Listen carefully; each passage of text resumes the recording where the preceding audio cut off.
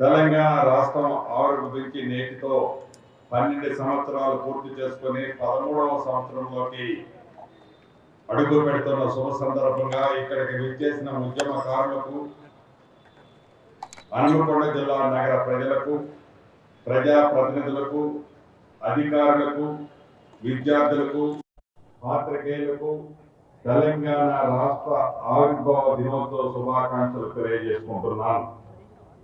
తెలంగాణ రాష్ట్ర revenue, housing, సమాచార, పౌర సంబంధాల శాఖ మంత్రిగా నేను ఈ వేడుకల్లో పాల్పంచుకోవడం నాకెంతో ఆనందంగా ఉంది. తెలంగాణ ప్రజల 60 ఏళ్ల ఆంక్షలను అర్థం చేసుకొని దశాబ్దాలు మన తెలంగాణ ఏర్పాటు కలను సాకారం చేసిన నాటి యూపీఏ చైర్పర్సన్ శ్రీమతి సోనియా గాంధీ గారికి, నాటి ప్రధానమంత్రి స్వర్గీయ మన్మోహన్ సింగ్ గారికి మరోసారి తెలంగాణ ప్రజల పక్షాన కృతజ్ఞతలు తెలుపుతున్నాం. జూన్ 2, 2014 నాడు తెలంగాణ రాష్ట్ర ఆవిర్భావం జరిగింది. నీళ్లు, నిధులు, నియామకాలు వినాశంతో మనం పోరాడి సాధించుకున్న తెలంగాణ రాష్ట్రం ఏర్పడి దశాబ్ద కాలం దాటిపోయింది. డిసెంబర్ 7, 2023న ప్రజా ప్రభుత్వం ఏర్పడిన తర్వాత ఇప్పుడు మనం 3వ ఆవిర్భావ దినోత్సవాన్ని జరుపుకుంటున్నాం. ప్రాణ త్యాగాలతో ఏర్పడిన తెలంగాణ రాష్ట్రంలో పాలన పారదర్శకంగా ఉండాలి, బాధ్యతగా ఉండాలి, ప్రతి నిర్ణయంలో ప్రజల కోణంలో ఉండాలి, అమరుల ఆశయాలు ఉండాలి, యువత ఆకాంక్షలు ఉండాలి. మేము బాధ్యతలు స్వీకరించిన క్షణం నుండి ఆ దిశగా అడుగులు వేస్తున్నాం. మేము అధికారము చేపట్టిన నాటికి సవాళ్లు, సమస్యలు, అప్పుల సమస్యలు ఉన్నప్పటికీ తెలంగాణ ప్రజల మనోభిష్టానికి మేరకు ప్రభుత్వం అనేక సంస్కరణలకు శ్రీకారం చుట్టింది. తొలిసారిగా రాష్ట్రంలో ప్రజాస్వామ్యబద్ధమైన పాలన జరుగుతుంది. ప్రజల ప్రయోజనాలే పరమావధిగా, రాష్ట్ర అభివృద్ధి ధ్యేయంగా గౌరవ ముఖ్యమంత్రి రేవంత్ రెడ్డి గారి నాయకత్వంలోని ప్రజా ప్రభుత్వం ముందుకు సాగుతుంది. మేము పాలకులం కాదు, ప్రజలకు సేవకులం. ప్రజలు మాకు అప్పగించిన ఈ అధికారాన్ని ఒక బాధ్యతగా భావించి ప్రజా సంక్షేమం, అభివృద్ధి ధ్యేయంగా రాష్ట్రాన్ని ప్రగతి పదంలో తీసుకెళ్తున్నాం. గత ప్రభుత్వం చేసిన ఆర్థిక మరియు వ్యవస్థల విధ్వంసాన్ని సరిచేస్తూ, పాత అప్పులు, వాటి వడ్డీలని చెల్లిస్తూ పాలనను గాడిలో పెట్టాం. ఒకవైపు ఆర్థిక క్రమశిక్షణ పాటిస్తూనే మరొక వైపు ప్రజలకు ఇచ్చిన వాగ్దానాలని నెరవేర్చడానికి శక్తి వంచన లేకుండా కృషి చేస్తున్నాం. ప్రజా ప్రభుత్వంలో తెలంగాణ ప్రజానికానికి ఒక నమ్మకం, భరోసా కల్పించడంలో సఫలమైనామని చెప్పటానికి ఇటీవల జరిగిన ఎన్నికల ఫలితాలే నిదర్శనం. అభివృద్ధిలో, ఆదర్శవంతమైన పాలనలో తెలంగాణ రాష్ట్రాన్ని దేశంలో నెంబర్ 1 స్థానంలో నిలబెట్టాలని లక్ష్యంతో పనిచేస్తున్నాం. తెలంగాణ అస్తిత్వానికి మరియు సంస్కృతికి, సాంప్రదాయాలకు, పండుగలకు మా ప్రభుత్వం పెద్దపీట వేసింది. తెలంగాణ రాష్ట్ర అవతరణ దినోత్సవం రోజున కవులు, కళాకారులని మా ప్రభుత్వం సత్కరించింది. అందశ్రీ రచించిన జయ జయ హే తెలంగాణ గీతాన్ని రాష్ట్ర గీతంగా ప్రకటించాం. తెలంగాణ తల్లి విగ్రహాన్ని రైతు, పారిశ్రామిక, మహిళా రూపురేఖల్లో స్థానిక సాంప్రదాయాలు ఉట్టిపడేలా రూపొందించి రాష్ట్ర సచివాలయంలో, అన్ని జిల్లా కలెక్టర్ కార్యాలయాల్లో ఆవిష్కరించుకోవటం జరిగింది. మన ఉమ్మడి వరంగల్ జిల్లాలో వెలసి దేశంలోనే అతి పెద్ద గిరిజన జాతరగా ప్రసిద్ధి చెందిన సమ్మక్క సార్లమ్మ జాతరను అత్యంత వైభవంగా నిర్వహించాం. వనదేవతలు గద్దెల ప్రాంగణాన్ని చరిత్రాత్మక కట్టడాల మాదిరిగా రాతితో నిర్మించాం. కోయ వంశీయుల చరిత్రని ఆ ప్రాంగణ గోడలపై చిహ్నాలుగా, బొమ్మలుగా ఆదివాసి పద్ధతిలో చెక్కించాం. గతంలో ఏ ప్రభుత్వము చేయలేని విధముగా 251 కోట్ల రూపాయలతో సుమారు 200 సంవత్సరాలు నిలిచేలా శాశ్వత నిర్మాణాలను చేపట్టాం. తెలుగు చలనచిత్రాలకు తెలంగాణ గద్దర్ ఫిల్మ్ అవార్డుల పేరుతో అవార్డులను అందజేస్తున్నాం. తెలంగాణ ఉద్యమంలో పాల్గొన్న ఉద్యమకారులకు అధికారికంగా గుర్తించి వారికి తగిన గౌరవం, సంక్షేమం కల్పించే లక్ష్యంతో రాష్ట్ర ప్రభుత్వం సలహాదారులుగా శ్రీ కె కేశవరావు గారి నేతృత్వంలోని 5 సభ్యులతో కమిటీని ఏర్పాటు చేయడమైంది. హైదరాబాద్ కోటిలోని మహిళా యూనివర్సిటీకి తెలంగాణ వీరనారి చాకల ఐలమ్మ యూనివర్సిటీగా, తెలంగాణ యూనివర్సిటీకి సూరవరపు ప్రతాపరెడ్డి గారి పేరుడు నామకరణం చేశాం. ఇండియన్ ఇన్స్టిట్యూట్ ఆఫ్ హ్యాండ్లూమ్ టెక్నాలజీకి కొండా లక్ష్మణ్ బాపూజీ పేరుని పెట్టుకున్నాం. ఒకవైపు ప్రపంచ నగరాలతో పోటీ పడే లక్షణాలను నిర్దేశించుకొని మరొక వైపు పేదల ఆంక్షలు తీర్చే సంక్షేమ ఫలాలు అందిస్తూ దిమ్ముక వ్యూహంతో ఈ ప్రభుత్వం పాలన సాగిస్తుంది. పాలనలో పారదర్శకత, అభివృద్ధిలో ఆధునికత, సంక్షేమంలో సరికొత్త చరిత్రను రాస్తూ తెలంగాణ రాష్ట్రాన్ని 2.5 సంవత్సరాల్లోనే దేశానికి రోల్ మోడల్గా నిలబెట్టాం. తెలంగాణ రాష్ట్రాన్ని భారతదేశంలోనూ ప్రపంచ స్థాయిలో అగ్రస్థానంలో నిలిపేందుకు గౌరవ ముఖ్యమంత్రి శ్రీ రేవంత్ రెడ్డి గారి నాయకత్వంలోని తెలంగాణ రేజింగ్ 2047 విజన్తో ప్రజా ప్రభుత్వం ముందుకు సాగుతుంది. 2035 నాటికి తెలంగాణ ఆర్థిక వ్యవస్థని $1 ట్రిలియన్ ఎకానమీగా వృద్ధి సాధించాలనే లక్ష్యంతో పనిచేస్తున్నాం. అదేవిధంగా 2047 నాటికి $3 ట్రిలియన్ లక్ష్యం సాధించాలని ప్రభుత్వ ప్రణాళికను రూపొందించుకుంటున్నాం. తెలంగాణ రాష్ట్రాన్ని దేశంలో భవిష్యత్ ఆర్థిక శక్తిగా అభివృద్ధి చేయాలనే లక్ష్యంతో తెలంగాణ రేజింగ్ గ్లోబల్ సమ్మిట్ 2025ను డిసెంబర్ 8, 9 తేదీల్లో హైదరాబాదులో ఫ్యూచర్ సిటీలో విజయవంతంగా నిర్వహించాం. ప్రధాన రంగాల్లో ప్రపంచ స్థాయి పెట్టుబడుల్ని ఆకర్షించడానికి ఈ సమ్మిట్ ఒక ముఖ్య వేదికగా నిలిచింది. తెలంగాణను 2030 నాటికి ప్రపంచంలో టాప్ 5 లైఫ్ సైన్సెస్ హబ్ల్లో ఒకటిగా నిలబెట్టాలనే సంకల్పంతో నెక్స్ట్ జనరేషన్ లైఫ్ సైన్సెస్ పాలసీని తీసుకొచ్చాం. ఈ పాలసీ ద్వారా వచ్చే 5 సంవత్సరాల్లో 5 లక్షల ఉద్యోగాలతో పాటు $25 బిలియన్ పెట్టుబడుల్ని ఆకర్షించాలన్న లక్ష్యంతో ముందుకు సాగుతున్నాం. రాష్ట్రంలో ఎయిర్ కనెక్టివిటీని మరింత బలోపేతం చేయడానికి వరంగల్, ఆదిలాబాద్ జిల్లాలో విమానాశ్రయాల ఏర్పాటుకి ప్రభుత్వం వేగంగా చర్యలు చేపడుతుంది. ఇప్పటికే వరంగల్ విమానాశ్రయ విస్తరణకు అవసరమైన భూసేకరణని పూర్తి చేసి కేంద్ర ప్రభుత్వానికి అప్పగించగా నిర్మాణ పనులు త్వరగా ప్రారంభమయ్యేలా అన్ని చర్యలు తీసుకుంటున్నాం. ప్రజా పాలన అంటే కేవలం హామీలు నెరవేర్చడం మాత్రమే కాదు, ప్రజల జీవితాలకు భరోసా కల్పించడం కూడా. ఎన్నికల్లో ఇచ్చిన హామీలను అమలు చేస్తూ పేద కుటుంబాల అవసరాలను గుర్తించి ఈ ప్రభుత్వం కొత్త సంక్షేమ పథకాలతో ముందుకు సాగుతుంది. తెలంగాణ రాష్ట్రం ఏర్పడిన తర్వాత తొలిసారిగా 1,11,00,000 మంది కార్మికులకు మేము మేలు జరిగేలా ఈ నెల 1వ తేదీ నుండి కనీస వేతనాలు పెంచుతూ మన ప్రజా ప్రభుత్వం చరిత్రాత్మకమైన నిర్ణయం తీసుకుంది.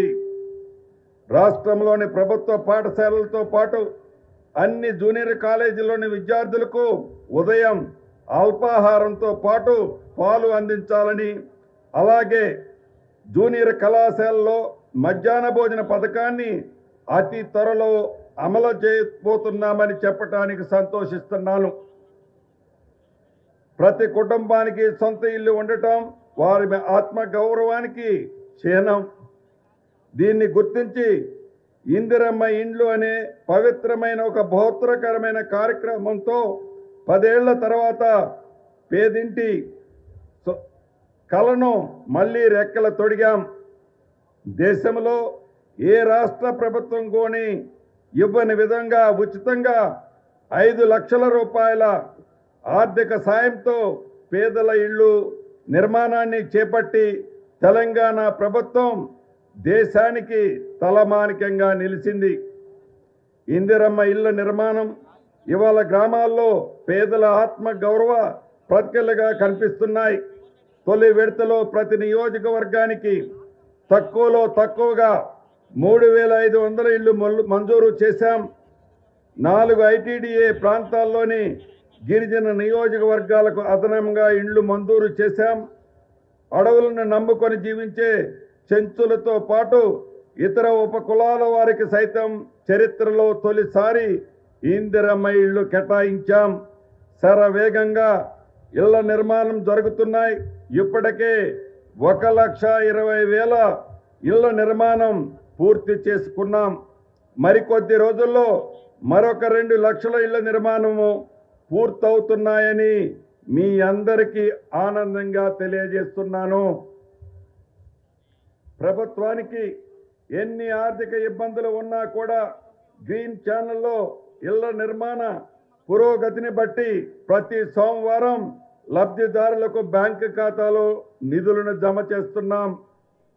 పేదవాడి సొంతింటి కలను నిజము చేయాలనే ప్రజా ప్రభుత్వ సంకల్పానికి ఇందిరమ్మ ఇళ్ల గొప్ప నిదర్శనం. మొదటి విడతలో లక్షలాది పేద కుటుంబాల సొంత ఇంటి కల సాకారంతో అవుతున్న ఈ ఆనంద సమయంలో రెండో విడత ఇందిరమ్మ ఇళ్ల పథకానికి శ్రీకారము చుట్టామని చెప్పడానికి నాకు ఎంతో సంతోషంగా ఉంది. నిన్నటి రోజున ఆసిఫాబాద్ గడ్డపై గౌరవ ముఖ్యమంత్రి రేవంత్ రెడ్డి గారి చేతుల మీదుగా రెండో విడత ఇందిరమ్మ ఇళ్ల కార్యక్రమాన్ని ప్రారంభించుకున్నామని ఆనందంగా మీ అందరికీ తెలియజేస్తున్నాను.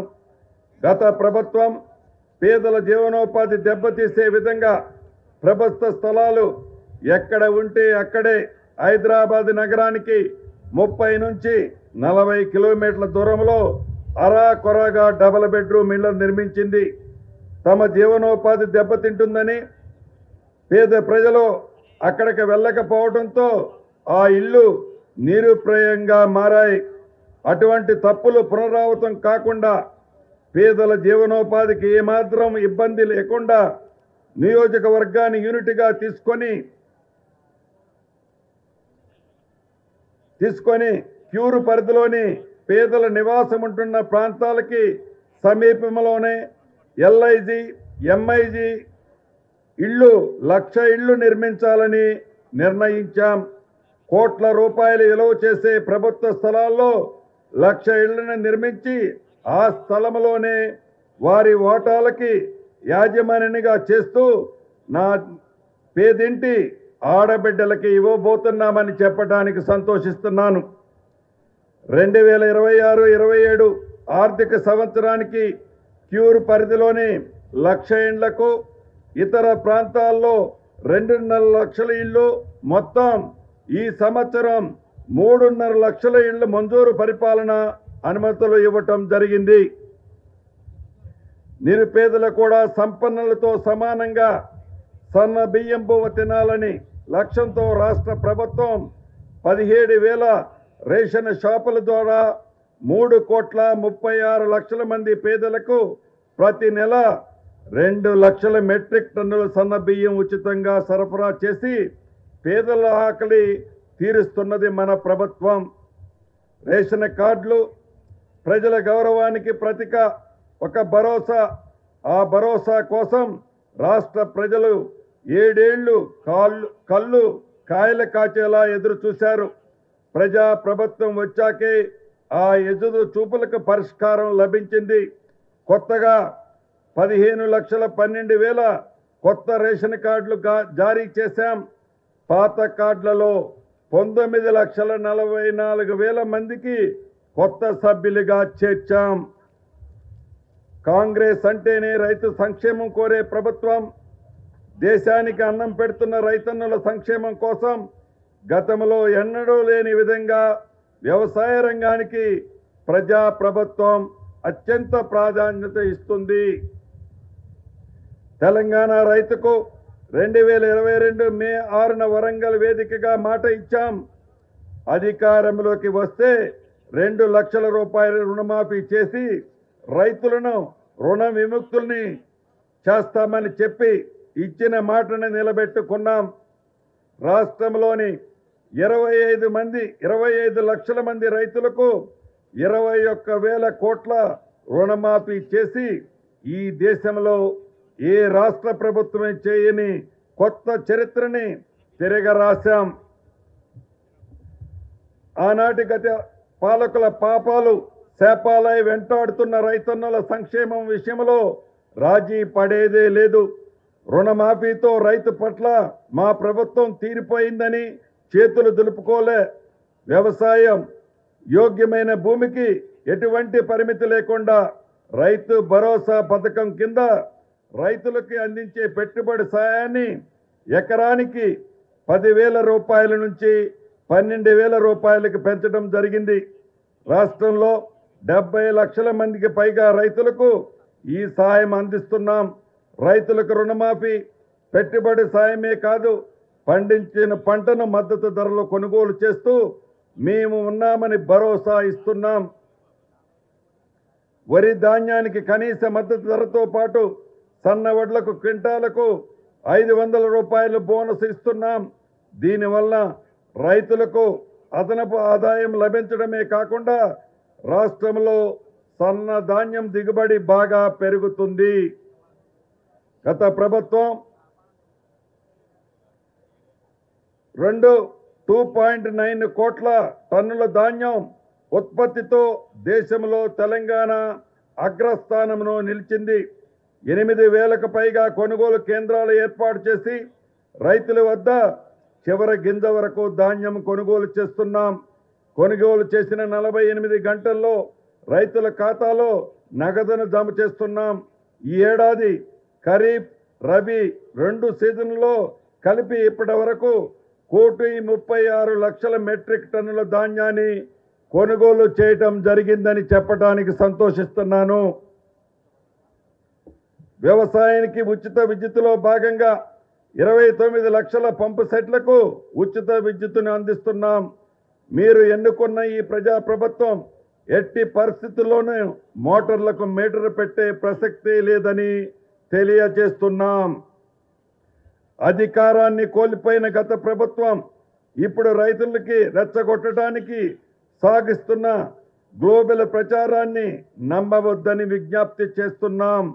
మా ప్రభుత్వం ఏర్పడిన తర్వాత రాష్ట్ర వ్యవసాయ చరిత్రని తిరగరాసి దేశ చరిత్రలోనే కని విని ఎరగని రీతిలో 2.5 సంవత్సరాలలో అన్నదాతల సంక్షేమానికి 1,23,000 కోట్లు ఖర్చు చేసి మన ప్రజా ప్రభుత్వం రైతుల పట్ల ఉన్న ప్రేమని తెలియచేయటం జరిగింది.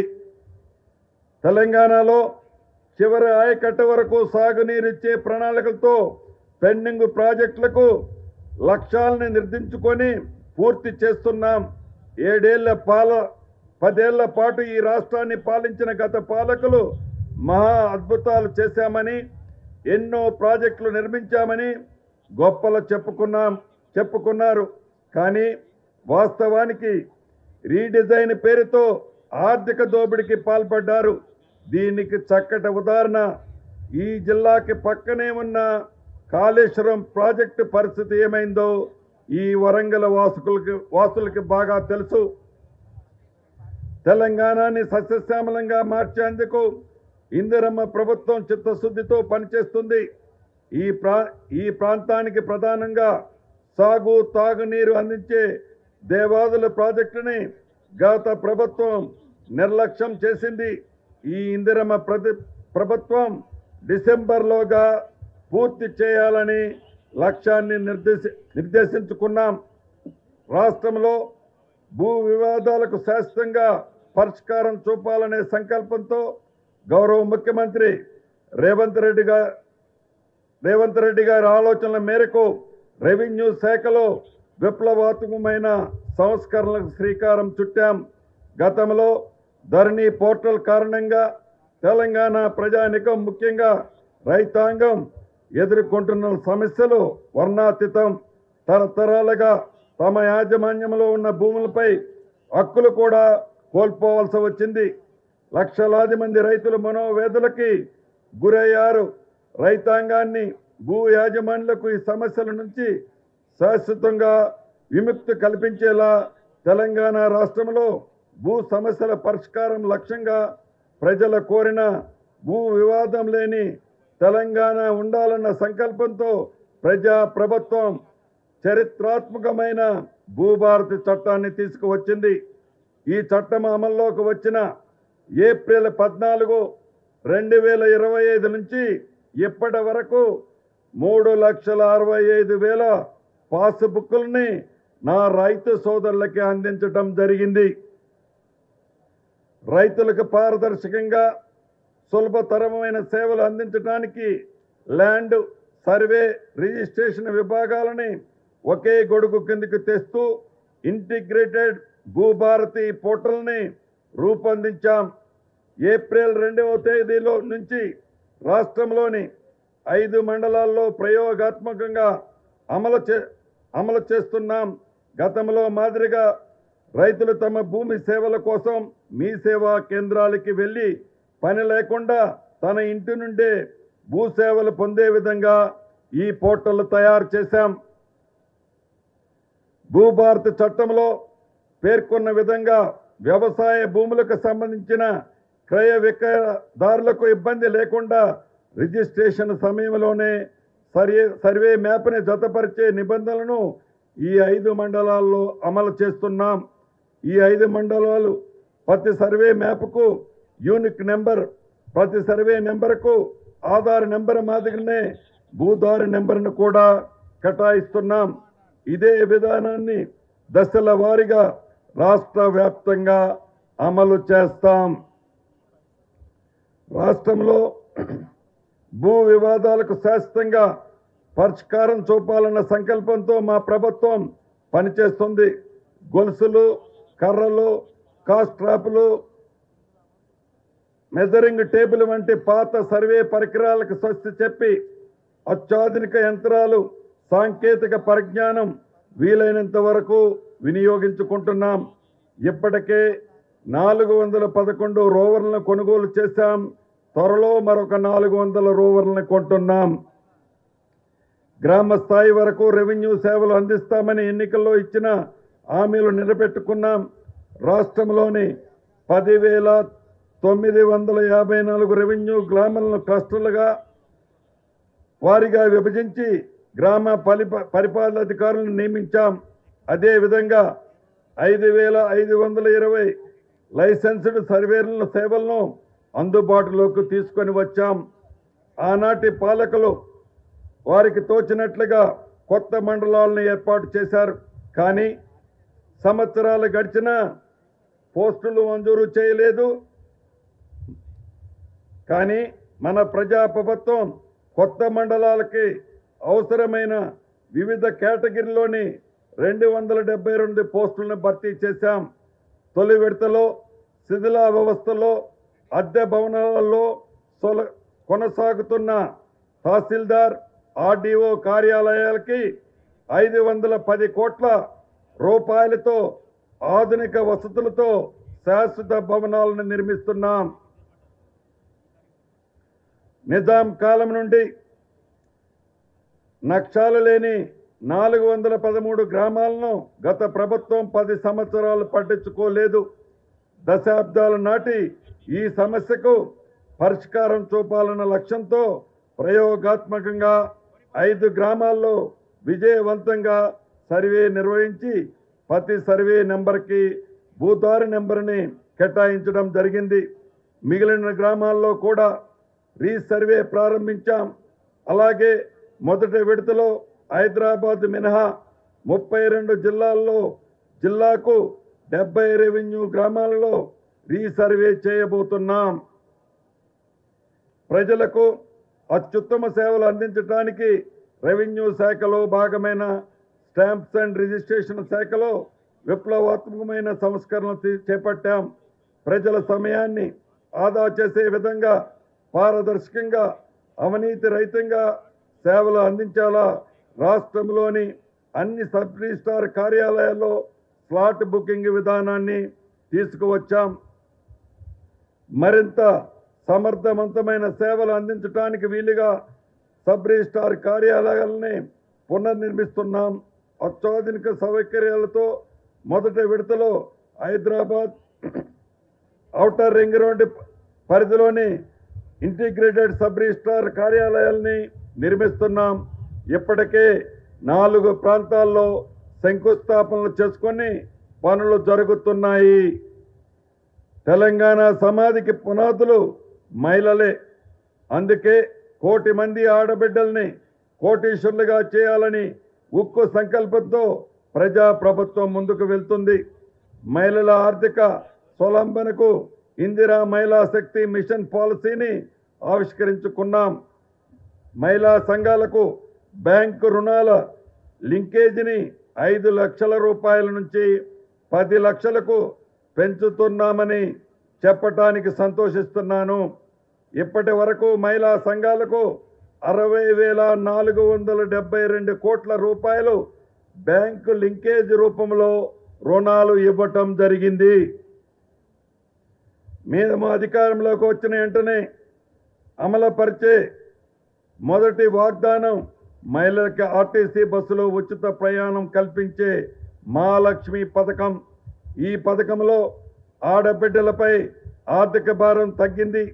ఈ 2.5 సంవత్సరాల్లో 2,275 కోట్ల 68 లక్షలకు పైగా నా ఆడబిడ్డలు ఉచిత ప్రయాణం చేశారు.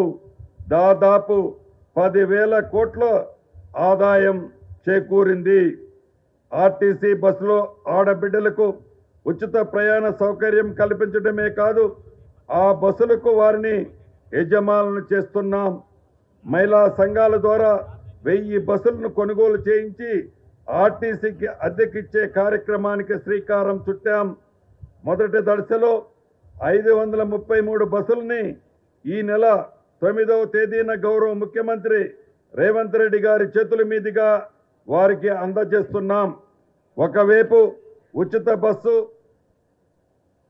200 యూనిట్ల వరకు ఉచిత గృహజ్యోతి, 500 రూపాయలకే సిలిండర్ మహాలక్ష్మి పథకం, ఇందిరమ్మ ఇండ్లు వంటి కుటుంబం మొత్తానికి చేయూతనిచ్చేలా మరొక వైపు మహిళలు ఆర్థికంగా నిలబడే పథకాలు అమలు చేస్తూ రాష్ట్ర ఆర్థిక నిర్మాణంలో వారిని భాగస్వాములుగా చేస్తున్నాం. ఇప్పటికే నారాయణపేట, సంగారెడ్డి జిల్లాల్లో 2 పెట్రోల్ బంకులను మహిళా సంఘాలకి నిర్వహిస్తున్నాయి.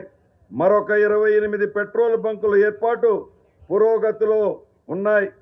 మహిళల సాధికారతను మరింత బలోపేతం చేయడానికి ఇప్పటికే ఉన్న 10 జిల్లాలకు అదనంగా 22 జిల్లాల్లో ఇందిరా మహిళా శక్తి భవనాలని ఏర్పాటు చేస్తున్నాం.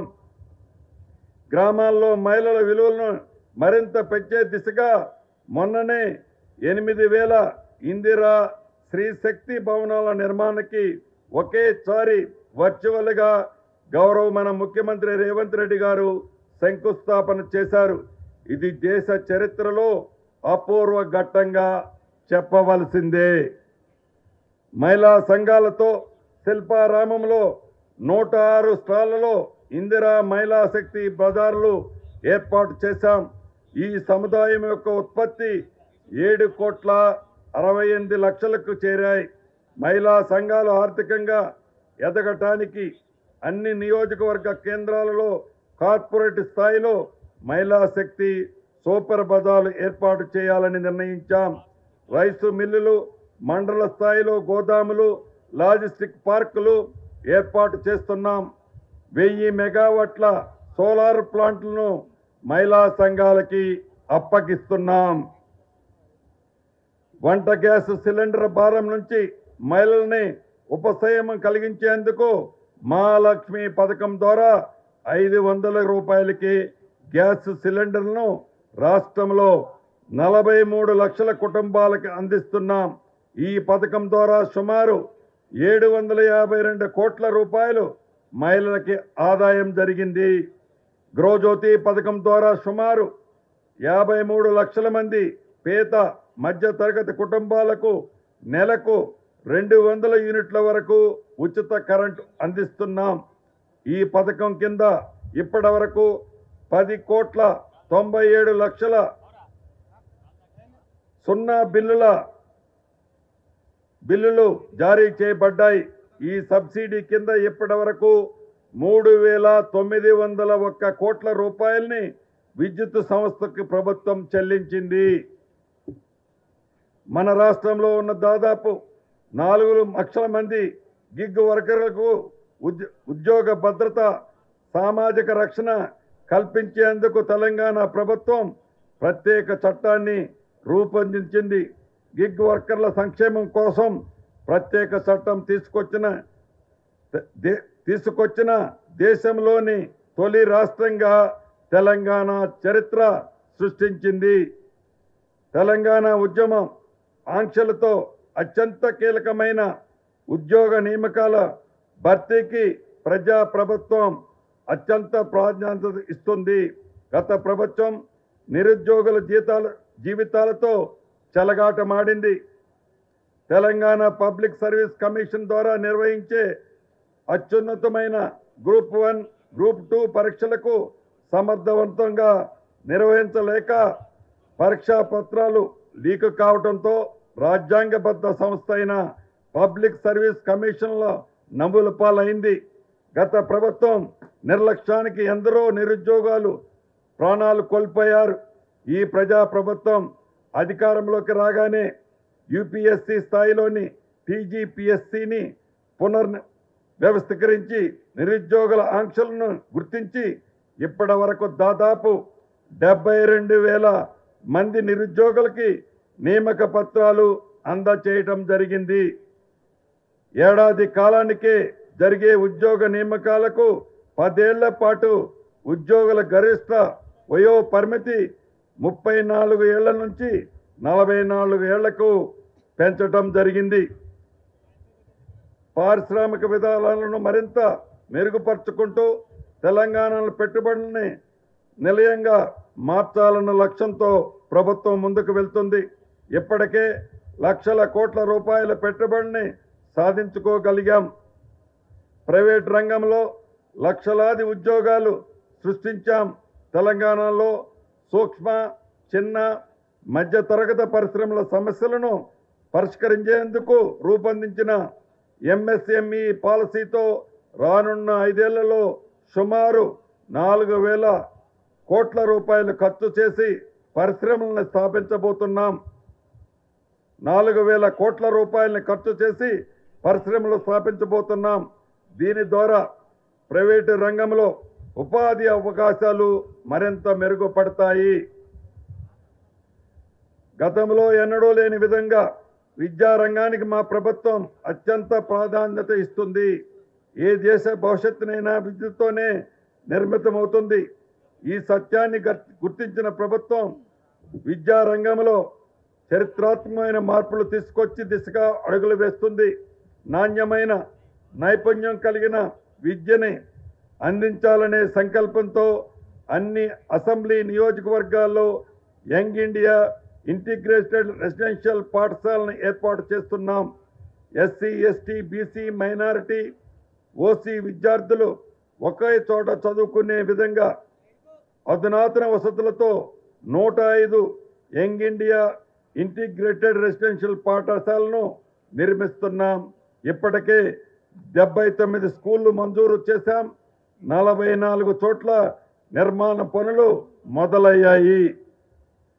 ప్రాథమిక విద్యను బలోపేతం చేయడానికి 33 జిల్లాల్లో 1,362 ప్రీ ప్రైమరీ విభాగాలను ప్రైవేటు ప్రాజెక్టులుగా ప్రారంభించాం.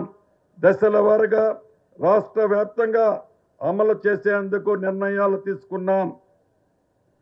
రాష్ట్రంలో ఉన్న 57 పాలిటెక్ కళాశాలను అడ్వాన్స్ టెక్నాలజీ సెంటర్లుగా అప్గ్రేడ్ చేయడం జరిగింది. యువతను భవిష్యత్తులో ఉద్యోగ అవకాశాలు లభించేలా ఎంటర్‌ప్రెన్యూర్‌గా ఎదగటానికి వీలుగా పాలిటెక్నిక్ కళాశాలలో 15 కొత్త కోర్సుల్ని ఈ విద్యా సంవత్సరం నుంచి ప్రారంభిస్తున్నాం. భూ విజ్ఞాన ఖనిజ శాస్త్ర పరిశోధనలకి ప్రత్యేకంగా doctor Manmohan Singh earth sciences యూనివర్సిటీని భద్రాద్రి కొత్తగూడెం జిల్లాలో స్థాపించాం. అలాగే రాష్ట్ర విశ్వవిద్యాలయాల్లో న్యాయ ఇంజనీరింగ్ కళాశాలల ద్వారా కొత్త ప్రొఫెషనల్ కోర్సుల్ని ప్రారంభించాం.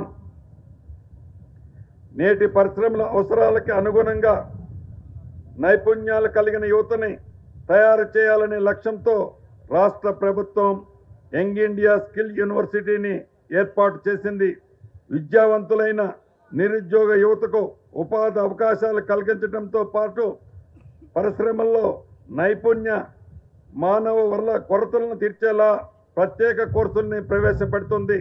రాష్ట్రంలో 65 ఐటీఐల్ని అడ్వాన్స్డ్ టెక్నాలజీ సెంటర్లుగా అభివృద్ధి చేయగా మరొక 53 ఏటీసీలకి ఆమోదం ఇచ్చాం. ఏటీసీల్లో శిక్షణ పొందే విద్యార్థులకు నెలకు 2,000 రూపాయలు స్కాలర్షిప్ ఇవ్వాలని ప్రభుత్వం నిర్ణయించింది. అలాగే ఏటీసీలు, పాలిటెక్నిక్ కళాశాలలు సంస్థల్ని స్కిల్ యూనివర్సిటీకి పరిధిలోకి తీసుకువచ్చి నైపుణ్య విద్యని మరింత బలోపేతం చేస్తున్నాం. ఉపాధ్యాయుల నియామకం, అమ్మ ఆదర్శ కమిటీల ద్వారా సమయానికి పుస్తకాలు, యూనిఫామ్లు పంపిణీ చేస్తున్నాం. పాఠశాలలు తెరవటానికి ముందే అవసరమైన వసతులు కల్పిస్తున్నాం.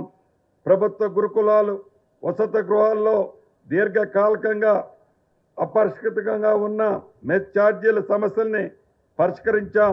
విద్యార్థులకి పౌష్టికాహారం అందించాలనే లక్ష్యంతో గతంలో ఎన్నడూ లేనంతగా డైట్ ఛార్జీలు 40%, కాస్మెటిక్ ఛార్జీలు 200% మన ప్రభుత్వం పెంచింది. విధి నిర్వహణల కాలం గడుపుతూ పిల్లల చదువుపై ప్రత్యేక దృష్టి సారించలేకపోతున్న పోలీసు సోదరుల పిల్లలకి మంచి విద్యా అవకాశాలు కల్పించాలనే లక్ష్యంతో హైదరాబాద్లో యంగ్ ఇండియా పోలీస్ స్కూల్ని ఏర్పాటు చేశాం. రాష్ట్రంలో క్రీడలను ప్రోత్సహించేందుకు స్పోర్ట్స్ యూనివర్సిటీని ఏర్పాటు చేస్తున్నాం. రాష్ట్రంలో పేద ప్రజలందరికీ నాణ్యమైన వైద్య సేవలు అందించడమే లక్ష్యంగా ప్రభుత్వం ప్రజా ఆరోగ్య వ్యవస్థని బలోపేతం చేసింది. ఆరోగ్యశ్రీ అంటేనే కాంగ్రెస్ బ్రాండ్ స్కీమ్.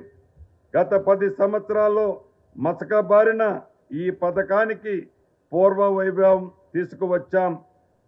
ప్రభుత్వం అధికారంలోకి వచ్చిన వెంటనే ఆరోగ్యశ్రీ పరిమితిని 5 లక్షల నుండి 10 లక్షల రూపాయలకు పెంచాం. రాష్ట్ర వ్యాప్తంగా 1402 ఆసుపత్రుల్లో ఆరోగ్య సేవలు అందుబాటులో ఉన్నాయి.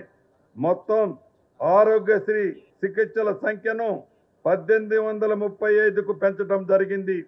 దేశంలోనే తొలిసారిగా రాష్ట్రంలోని అనాథ పిల్లలు ఏ విధమైన అనారోగ్యాలకు గురైన కార్పొరేట్ ఆసుపత్రుల్లో 10 లక్షల రూపాయల వరకు ఉచిత వైద్య సేవలు పొందే అవకాశాన్ని మన ఇందిరమ్మ ప్రభుత్వం కల్పించింది. దీని ద్వారా ఈ జిల్లాలో కూడా ఎంతో మందికి అవకాశం లభించింది. హైదరాబాద్ నగరాన్ని అంతర్జాతీయ ప్రమాణాల్లో అభివృద్ధి చేసేందుకు ప్రణాళికలు సిద్ధమయ్యాయి. మెట్రో విస్తరణకు శ్రీకారం చుట్టాం. ఫ్యూచర్ సిటీ పేరుతో 30,000 ఎకరాల్లో సరికొత్త నగర నిర్మాణాన్ని ప్రభుత్వం శ్రీకారం చుట్టింది. అభివృద్ధి ప్రణాళికలో రాష్ట్రాన్ని 3 జోన్లుగా వర్గీకరించాం. ఔటర్ రింగ్ రోడ్డు లోపల నగరాన్ని కోర్ అర్బన్ తెలంగాణగా, ఔటర్ రింగ్ రోడ్డు ప్రతిపాదిత రీజనల్ రింగ్ రోడ్డు మధ్య ప్రాంతాన్ని అర్బన్ తెలంగాణగా, రీజనల్ రింగ్ రోడ్డు ఆవల ప్రాంతాన్ని రూరల్ తెలంగాణగా నిర్ణయించాం. ప్రజల సమస్యలను త్వరితగతిగా పరిష్కరించేందుకు పరిపాలనలో పారదర్శకత, బాధ్యతను పెంపొందించేందుకు ఏర్పాట్లు చేసి ప్రజావాణి కార్యక్రమం విజయవంతంగా కొనసాగుతుంది. హైదరాబాద్లో ఉన్న మహాత్మా జ్యోతిబావ్ పూలే ప్రజాభవన్లో ప్రజల వినతుల్ని నేరుగా సమర్పించే అవకాశాన్ని కల్పించాం. అలాగే నా సొంత నియోజకవర్గమైన పాలేరులో 14 క్లస్టర్లుగా విభజించి ప్రజా దర్బార్ నిర్వహించాం. ప్రభుత్వం అమలు చేస్తున్న సంక్షేమ పథకాలు, చేపడుతున్న అభివృద్ధి కార్యక్రమాలని ప్రజలకు మరింత చేరువ చేయాలనే లక్ష్యంతో రాష్ట్రంలో ప్రజాపాలన ప్రగతి ప్రణాళిక పేరుతో 99 రోజుల కార్యక్రమాన్ని మార్చి 6 నుంచి ఈ నెల 12 వరకు నిర్వహిస్తున్నాం. వచ్చే ఏడాది జూన్ 26వ తేదీ నుంచి జరగబోయే పుష్కరాలు, గోదావరి పుష్కరాల నేపథ్యంలో బాసర నుండి భద్రాద్రి దాకా ఉన్న ప్రధాన పుణ్యక్షేత్రాల అభివృద్ధికి ప్రభుత్వం చర్యలు చేపట్టింది. భద్రాచలం శ్రీరాముడు దేవాలయం, వేములవాడలోని శ్రీ రాజరాజేశ్వరి స్వామి ఆలయం, బాసర జ్ఞాన సరస్వతి ఆలయం, కాళేశ్వరం ఆలయం అభివృద్ధితో పాటు భక్తులకు మెరుగైన సదుపాయం కల్పించే పనులు కొనసాగుతున్నాయి. ఇక మన హనుమకొండ జిల్లాకు వస్తే, హనుమకొండ జిల్లా అభివృద్ధికి గౌరవ ముఖ్యమంత్రి రేవంత్ రెడ్డి గారి నేతృత్వంలోని మన ప్రజా ప్రభుత్వం అత్యంత ప్రాధాన్యత ఇస్తుంది.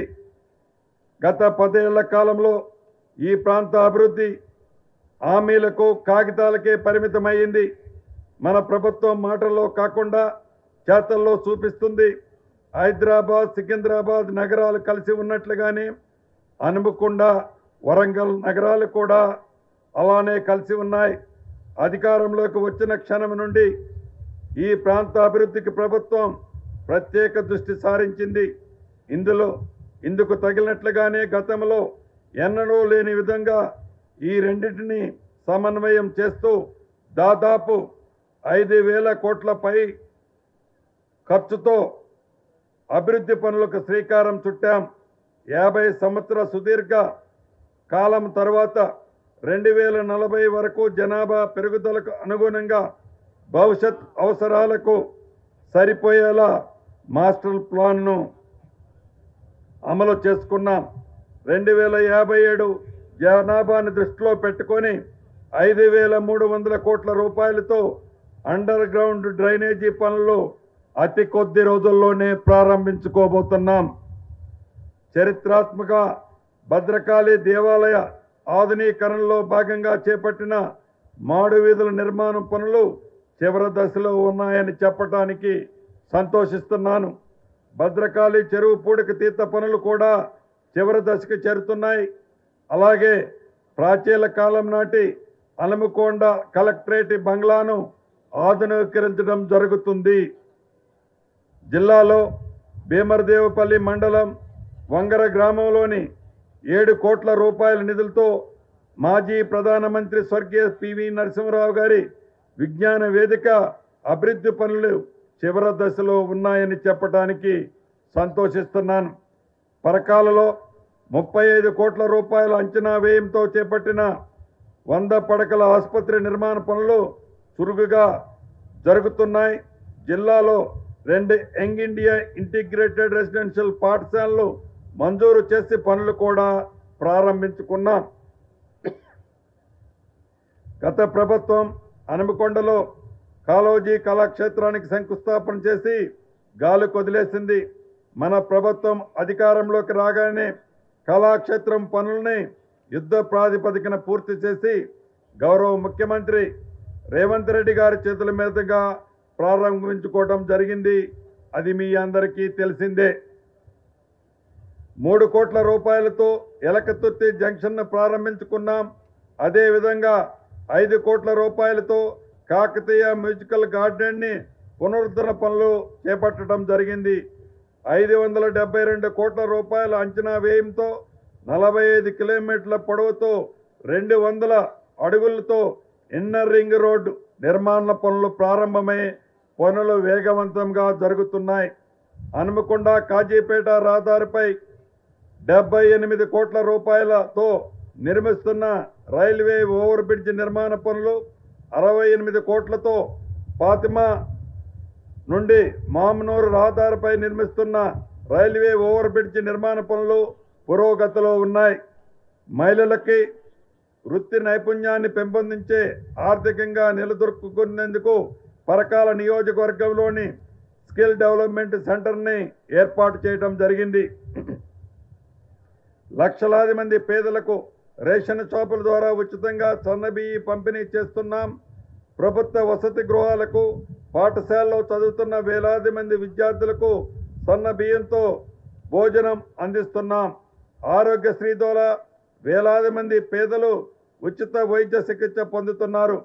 హనుమకొండ జిల్లాలో మహాలక్ష్మి పథకం కింద కోట్లాది మంది మహిళలకు ఉచిత బస్సు సౌకర్యాన్ని, గృహలక్ష్మి పథకం ద్వారా వేలాది మంది మహిళలు ఉచిత సిలిండర్ పథకాన్ని, గృహజ్యోతి పథకం కింద లక్షలాది మంది పైగా కుటుంబాలు ఉచితంగా 200 యూనిట్ల వరకు విద్యుత్తుని వినియోగించుకుంటున్నారని చెప్పడానికి సంతోషిస్తున్నాను.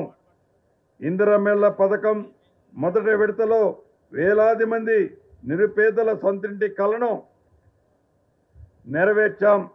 రెండో విడతలో కూడా వేలాది మందికి ఇండ్లని మంజూరు చేయబోతున్నాం. అమ్మ ఆదర్శ పాఠశాల పథకం ద్వారా జిల్లాలోని 435 ప్రభుత్వ పాఠశాలలో మౌలిక వసతుల అభివృద్ధి పనులని చేపట్టడం జరిగింది. వేలాది మందికి కొత్త రేషన్ కార్డులు జారీ చేయడంతో పాటు వేలాది మంది కుటుంబ సభ్యుల పేర్లతో అదనంగా రేషన్ కార్డులో పేర్లు చేర్చడం జరిగింది. మత్స్యకారులకి ఆర్థికంగా బలోపేతం చేసేందుకు మత్స్య సంపదని గణనీయంగా పెంపొందేందుకు చర్యలు చేపట్టడం జరిగింది. ఇందులో భాగంగా ఈ ఏడాది 771 చెరువులని, కోటికి పైగా చేప పిల్లల్ని 100% రాయితీతో పంపిణీ చేయడం జరిగింది. వన మహోత్సవంలో భాగంగా 2025 సంవత్సరానికి గాను 23 లక్షల మొక్కల్ని నాటాలని లక్ష్యంగా పెట్టుకొని 25 లక్షల మొక్కల్ని నాటి లక్ష్యాన్ని అధిగమించడం జరిగింది. మార్పు రావాలని ఈ ప్రభుత్వాన్ని తెలంగాణ ప్రజానికం ఎన్నుకుంది. వారి ఆశలు, ఆకాంక్షలకు అనుగుణంగా కులాలు, మతాలు, ప్రాంతాలకి అతీతంగా ఎలాంటి భేషజాలకి పోకుండా గౌరవ ముఖ్యమంత్రి రేవంత్ రెడ్డి గారి నాయకత్వంలోని మన ప్రభుత్వం సమర్థవంతంగా పనిచేస్తుంది. గౌరవ ముఖ్యమంత్రి గారి ఆలోచనలకు అనుగుణంగా మంత్రులమందరం రాష్ట్ర ప్రజల బాగోగుల కోసం చిత్తశుద్ధితో నిత్యము మీతోనే ఉండి మీకు అండగా ఉంటామని ఈ తెలంగాణ ఆవిర్భావ దినోత్సవ సందర్భంగా మనస్ఫూర్తిగా తెలియచేస్తున్నాను. రాష్ట్రాన్ని అన్ని రంగాల్లో ముందుకు తీసుకువెళ్తున్న గౌరవ ముఖ్యమంత్రి శ్రీ రేవంత్ రెడ్డి గారికి, జిల్లా సర్వతోముఖాభివృద్ధికి నిర్మాత్మకంగా సహకారము, సూచనలు అందిస్తున్న జిల్లా మంత్రులు, గౌరవ పార్లమెంటు సభ్యులు, గౌరవ శాసనమండలి సభ్యులు, గౌరవ శాసనసభ్యులు, గౌరవ స్థానిక ప్రజాప్రతినిధులు, గౌరవ న్యాయమూర్తులు, జిల్లా ఉన్నతాధికారులు, పోలీస్ సిబ్బందికి, స్వతంత్ర సమర యోధులకు, తెలంగాణ ఉద్యమకారులకు, మీడియా ప్రతినిధులకు, స్వచ్ఛంద సంస్థల ప్రతినిధులకు, జిల్లా ప్రజలకు తెలంగాణ ప్రజాపాలన దినోత్సవ శుభాకాంక్షలు తెలియచేస్తున్నాను. జై హింద్, జై తెలంగాణ.